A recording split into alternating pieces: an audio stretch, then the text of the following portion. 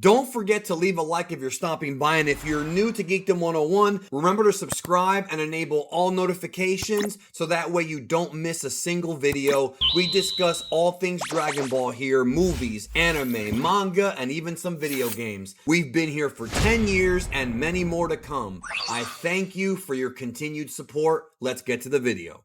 Welcome to our Dragon Ball Daima Episode 4 Breakdown and Easter Eggs video. Finally, the band is together here for Episode 4, Chatty, as we finally have our 4 main leads from Dragon Ball Daima's, at least party number 1. Goku, Supreme Kai, Glorio, and Panzy joining the crew at the end of Episode 4, and there were a lot of very interesting things you may have missed in this episode and Easter eggs, so let's get right to it. Firstly, early in the episode, there was a discussion between Goku and Glorio about the power of flight. Now, we know that the power of flight in Dragon Ball is a technique called Buku Jutsu that Goku learns while training with Kami up in the Heavenly Realm in the original Dragon Ball, in between the Demon King Piccolo arc and the 23rd tournament when he fought Piccolo's reincarnation, Ma Jr. However, interestingly enough, Glorio is aware of the ability to fly, and we actually see him flying in this episode at one point. However, Glorio states that flying expends a lot of energy and will tire you out quickly, which is kind of funny because while that may be true for somebody who's a novice at flying, we've seen Goku and the rest of the gang fly with ease in Dragon Ball and Dragon Ball Z. However, it's not just traditionally having Bukujutsu and just flying. What Glorio's talking about, and Goku acknowledges it, is the fact that in the demon realm, the air is heavy, the atmosphere is different, and Goku is still not fully used to his new body, and this is gonna make it difficult to fly comfortably like he would have in his adult body, which he had for many years in this point, or if he was outside the demon realm. The Sea of Darkness is a concept that was introduced in Dragon Ball Daima Episode 3 as this sort of bottomless pit type of area, not literally a sea, where it appears like that's the sort of this endless void that has no end to it, and the demon realm is sort of this series of these floating lands above this Sea of Darkness. So it's a realm that's sort of constructed unlike anything else we've seen from Toriyama in the past. However, some are going to bring up the fact that the Tournament of Power took place in the world of Void, and that's not quite the same thing, but both concepts sort of deal with this bottomless pit or void type of area, type of situation. Now, the void is a concept that's been discussed in many JRPGs, such as Final Fantasy and Dragon Quest, as being a place where evil lies, sort of a place in between universes or in between realms. And it's for sure that Toriyama is borrowing ideas from other sort of things he's worked on and things he's seen in his life, as well as, of course, the fact that we see this idea of this voidless world even discussed in the book of Genesis. When God created the heavens and the earth, there was a void there at first. The word void is sort of used, from my understanding, to represent nothing, whereas in this version of the void, there's certainly something, because there's creatures that live in the void. This giant void whale that we see with these wings, again, a very creative Toriyama design, seems to live inside of the void. And so that, of course, begs the question, are there other creatures in this void? I'm sure Daima will show us as the series progresses. Once they land on solid ground, Goku senses that there's somebody coming, which means that now, as Goku is in this body and more time is passing, he's once again getting used to actually using that body, because he's able to sense that there's trouble up ahead. And he's right, because a giant troll appears to attack the group. This is obviously something that Goku learned from his training with Mr. Popo during his time in the Sacred Heavenly Realm in Dragon Ball, learning about the power to fight without vision, to sense things, to sense your opponent, sensing their ki. When Glorio sees Goku dispatch the troll, he's a bit confused. He doesn't know how Goku knew that there was a troll there. And Glorio straight up says he didn't see anything, and Goku explains that he used ki, which is, of course, energy. Now, what's interesting about this, and might leave you scratching your head, is, well, wait a minute. For Goku to fly, for Goku to use the Buku Jutsu, that requires ki, which it does. You have to learn how to manipulate energy to learn how to fly in Dragon Ball, which is why so many people might be adept martial artists like Videl, for example, or even Chi-Chi, but don't know how to fly. So if Glorio does not know what ki is, but knows how to fly, how is this possible? It's only one of three different possibilities. On one hand, he might be playing dumb. We've talked in the past about how Glorio may be a suspicious character, so maybe he's playing dumb, to come off like he's more dense than he actually is and more inexperienced than he actually is. Then, of course, there could be the possibility that Glorio knows how to fly and access the Bukujutsu technique, but doesn't really understand the fundamentals of using ki in other properties. Remember, Dragon Ball has lots of different types of ki, and it has many different uses. And the third and final reason could also be because Glorio's version of flying is not Bukujutsu. It's a magical version of flying that only exists in the demon realm and uses a different type of energy. And that is something that we have to kind of keep our eyes open for, because the demon realm has already sort of explained that it's got unique plants and animals, and we've seen lots of things that we aren't going to see in the regular realms or even the other planets in Dragon Ball. So there could be other versions of ki, or there could be other methods of flight that aren't just the traditional Buku Jutsu. Also, Glorio's ignorance of ki is nothing new when it comes to Demon Realm inhabitants, because Dabura himself, during one of his early appearances in the original manga, did not know what ki was, and Babidi had to use a special device to be able to sense and trace the amount, kind of like a magical scouter in a way. So clearly these demons are ignorant about a lot of things, but at the same time, they seem to be able to use blasts and things like that, so they probably just have a different viewpoint of martial arts to everyone else. The party eventually gets to a shop, and if you thought that Dragon Ball Daima was already a JRPG, boy, we haven't even scraped the surface till you get to this place. This area acts as an inn and as an item shop, like any JRPG you've ever played in your life, no matter which one. Almost every single JRPG in history has a place where you can buy items and rest.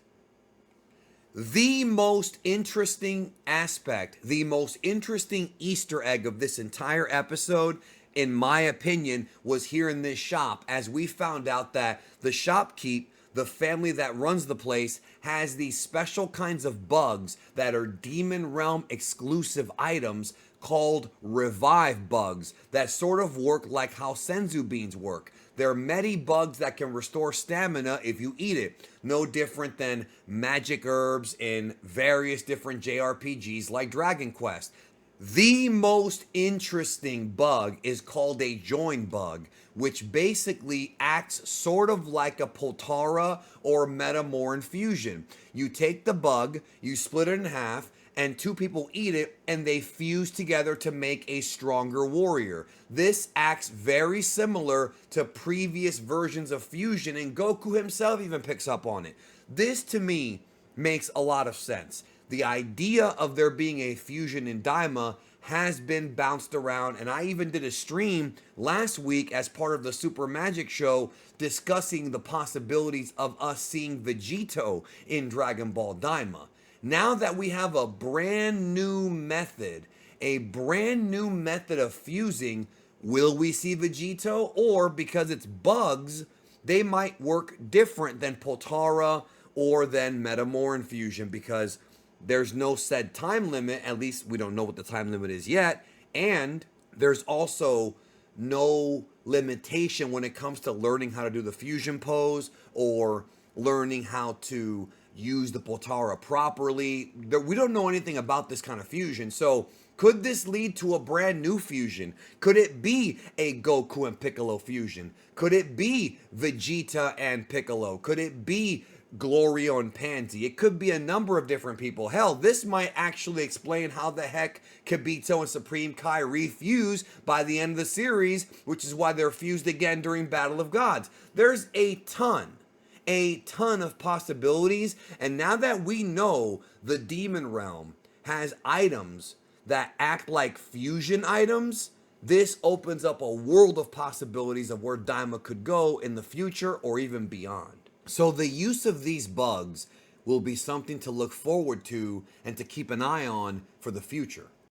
Before they board the Sky Seed, we find out that the seed from the Great Fiend flower is what powers it. Now, in Japanese, this is known, the flower that is, as an Onibana, with Oni, of course, being Japanese for demon, but it's a bit different than just a traditional demon like the demon from the demon realm. It's more like an ogreish type of demon from Japanese folklore.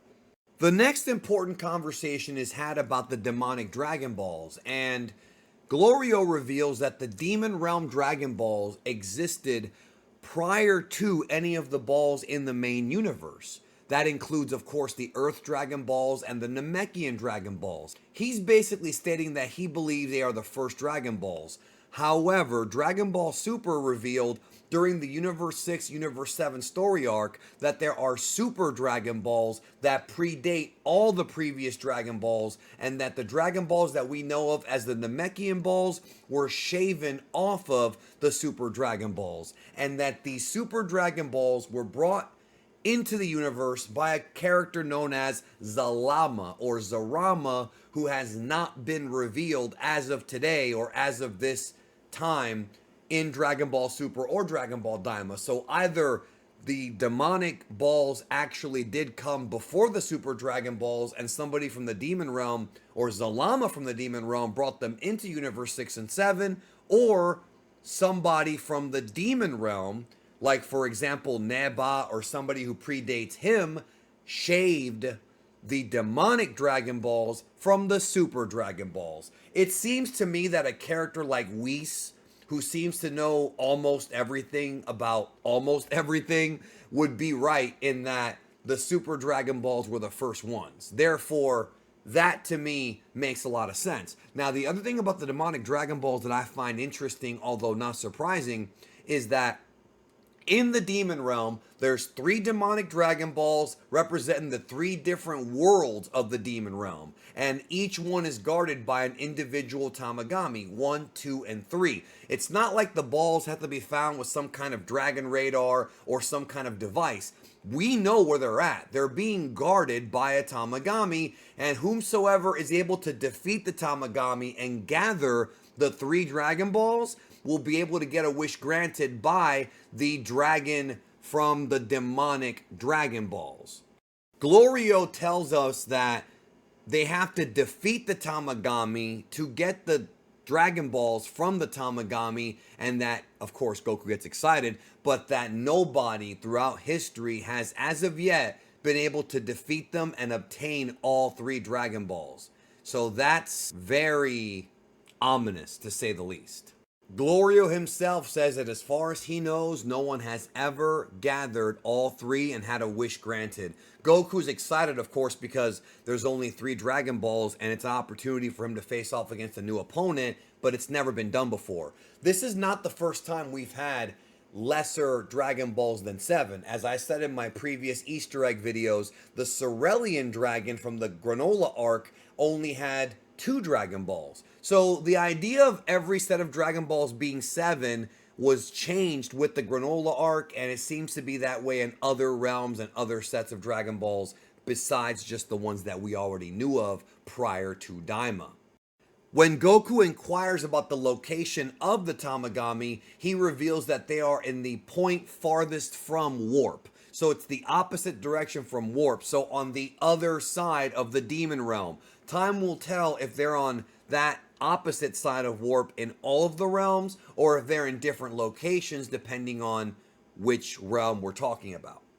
We've been discussing lately about how Glorio seems very suspicious, and it seems like Glorio is trying his best to dissuade Goku from using the demonic Dragon Balls or even challenging the Tamagami. He's even telling them that if they're going to use the demonic Dragon Balls, they might as well use them to rescue Dende and then use the Earth Dragon Balls to go back to normal again.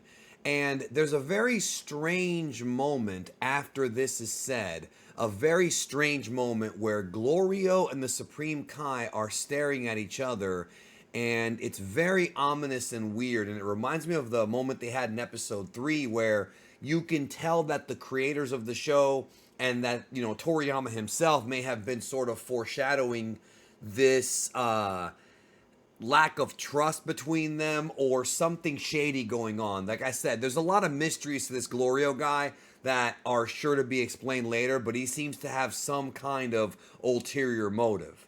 Goku using the power pole to launch himself up into the skies to get a better look at the places, at his surroundings and whatnot, is a reference to something he did in original Dragon Ball prior to him learning how to fly. And it's a very useful and creative way to use that pole. Let's not forget that the Nioibo is a magical artifact used to connect the heavenly realm with the mortal realm back in the original Dragon Ball. Karin Tower, which is the sacred Karin lands, and of course Kami's place, which is the sacred heavenly realm.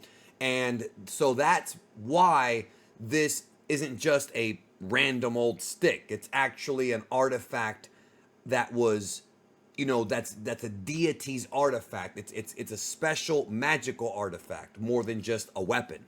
Gomah has proclaimed himself the king of the demon realm, the great king of the demon realm above Dabura now that Dabura's gone, and as a result of that, he wants the people, the peasants, to pay up more money, and if they don't, they will lose years off of their life.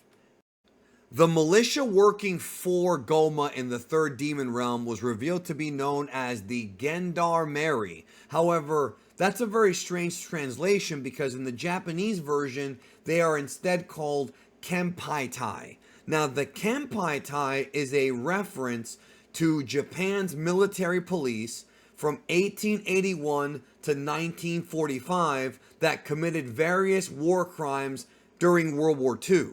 Gendarmerie is a French term for military police because the Japanese Kempeitai were modeled after the French Gendarmerie. When you start to study Toriyama's works, especially deeply, he would often draw World War II planes and World War II tanks, even for the Red Ribbon Army, and throw in some tech and sci-fi references to spice them up. Overall, Toriyama is a huge World War II historian, so this all fits and the type of pun that he would come up with. Now, the Royal Guard of the Third Demon Realm introduced this interesting contraption that is able to be stuck to the backs of these demons, these inhabitants, and their energy, their life force is being sucked out, and it's being put in this little container that looks like, literally, like a lava lamp. Well, was there foreshadowing to this? The answer is yes. Go back to the very first episode of Dragon Ball Daima. Remember how Gomah promised Neva to give him thousands of years of life to extend his life even further? This is how he's going to do it, by taking the life force of the villagers and giving it to them. So of course that begs the question, is Gomah doing this to himself? Or are there other villains who have done it to themselves? And if so, is it a situation where the rulers of the demon realm are sort of like these fascist vampires that take the life force from the citizens and use it to make themselves live longer and be immortal?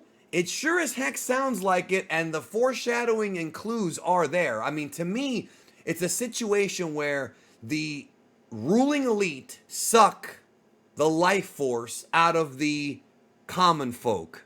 Sounds a lot like real life, doesn't it? Is Toriyama making a point here? Is this secret messaging? When the masked Majin shows up, she has a Wasabi Bomb. Now, if you don't know what wasabi is a green paste that is often used to eat with sushi in Japan, but it can be very, very spicy if you have too much of it and you're not really ready for it. And this Wasabi Bomb in Dragon Ball Daima, obviously just the Toriyama type of gag, is reminiscent of sort of tear gas or like a flash grenade, sort of a combination of the two. I'd say more like a tear gas to not necessarily injure people like a regular grenade would, but to blind them. However, it doesn't work. It turns out that Panzy, aka the Masked Majin, as she's being chased down, has what appears to be some kind of electrical taser and uses it to shock her foe into submission to escape. When she is caught, it's Goku to the rescue as he does a very OG Dragon Ball-esque move using his power pole slash Nioibo to trip down a whole legion of troops and get their attention so that she can electrocute one of them and make her escape. Goku, being as fearless as ever, takes them on head to head, and well, he's getting more accustomed to his body, so he's gonna fight and fight well. Goku has always been a fierce fighter even before he learned how to use the Kamehameha. That's how long he's been a great fighter, because of the teachings of his grandpa. So now he is sure to just smash these puny, weak soldiers. Goku absolutely pulverizes each and every one of his opponents here with ease. With ease. It's not even a challenge for Goku to take them on, not even remotely. Even though they have both rifle weapons and melee weapons, Goku just chews through them like nothing, leaving behind a pile of bodies like no other. The last shot of the episode concludes with the Masked Majin unmasking and revealing herself to be Panzy and is now going to be joining them on their journey. Could it be because she owes Goku for saving her ass? Or could it be for another reason? That we'll find out about next week. So that's about it for the Easter eggs on this week's episode of Dragon Ball Daima and Things You Missed. More to come, of course. Join us every Sunday or Monday on the channel for the Super Magic Show as we discuss Daima live with you, as well as any news like Super, Sparking Zero, or any other big topics in the world of Dragon Ball. I look forward to seeing you there. Have a great day.